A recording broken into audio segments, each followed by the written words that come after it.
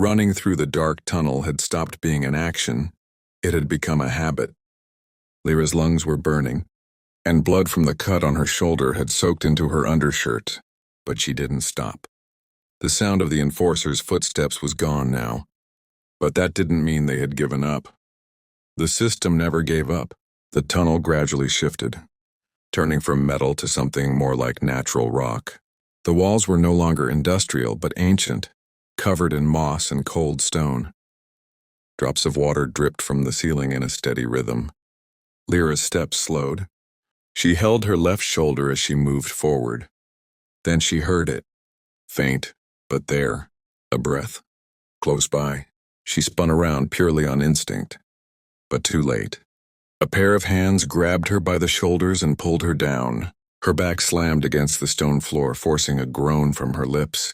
The figure that pinned her kept their face hidden in the darkness. Only the eyes were visible, golden, almost feline in their glow. Enough, the figure said in a gravelly voice. The system has already marked you. If you stay here, they'll silence you forever. Lyra tried to move, but her wound stopped her. Who are you? She asked, breathless. The man pulled back slightly, lifting the mask from his face. His features were dusty, bearded and worn, but there was something in his eyes. Life. My name is Cav, and your mother left me a life in debt. Lyra's eyes widened. You knew my mother? If she's alive. Where is she? Cav slowly shook his head. I don't know if she's alive, but I was the last one to see her. Lyra tried to sit up. Cav helped, lifting her under the arm and steadying her. Then he pressed a hidden corner of the wall. A heavy panel groaned open, revealing something behind it. A hidden world. An underground village, an eerie fusion of metal and nature. Shelters made from scrap and vines, cables woven like ivy. People gathered around a small fire. Women, children, elders, all silent, but their eyes were alive. Lyra stared, stunned. People live here. Cav placed a gentle hand on her shoulder. Here the system has no voice. Only people do. As Lyra walked in, something on a far wall caught her eye. A symbol, a flower. From its stem, wires sprouted like roots. Beneath it, a single word etched into the stone, root. Cav saw it too, glancing over his shoulder. That was your mother's work, he said. To her, roots didn't just belong to plants. Truth has roots too, and those roots grow in the darkest places. Lyra looked up, eyes misty. I'm following my mother's roots. Lyra followed Cav deeper into the area where the sub-tribes lived. With every step, her eyes picked up more details. Drawings on the walls, lights made from broken screen fragments, moss growing around cables wedged between old pipes. This place was far from the sterile world of the system, but it was alive, it was real. When they reached the village square, a quiet crowd had gathered. All eyes were on Lyra. Some watched her cautiously, others with a flicker of hope.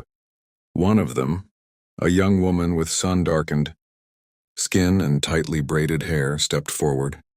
A stranger? She asked, narrowing her eyes. Cav gave a nod. Her mother's name was Elen, he said.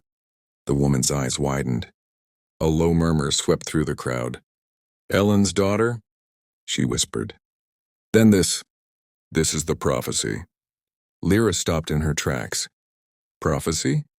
The woman stepped closer, a mix of fear and belief in her eyes. Your mother left something behind when she was here.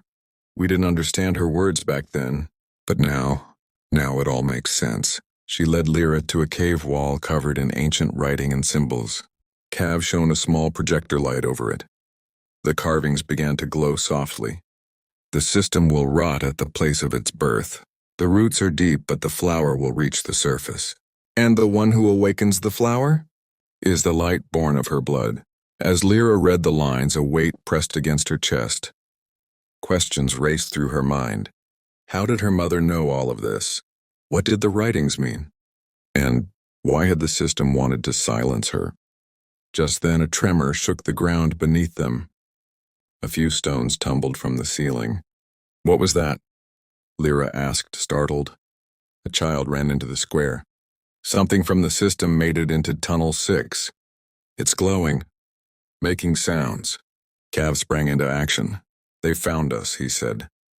Panic rippled through the crowd. Lira heard the voice of an old man muttering from a corner. Don't trust her. If the system's after her, it means she led them here. The words hit her like a blade. She had come only to find her mother, but now, maybe just being here had put these people in danger. Cav turned to her, speaking quickly. You can run now, or stay and fight with them. The choice is yours. Lira closed her eyes. There was fear, but also her mother's voice echoing in her mind. Truth can be terrifying, but it will set you free. She opened her eyes. We need to get to Tunnel 6, she said. And in that moment, Lira was no longer just a seeker. She was someone who had made a choice.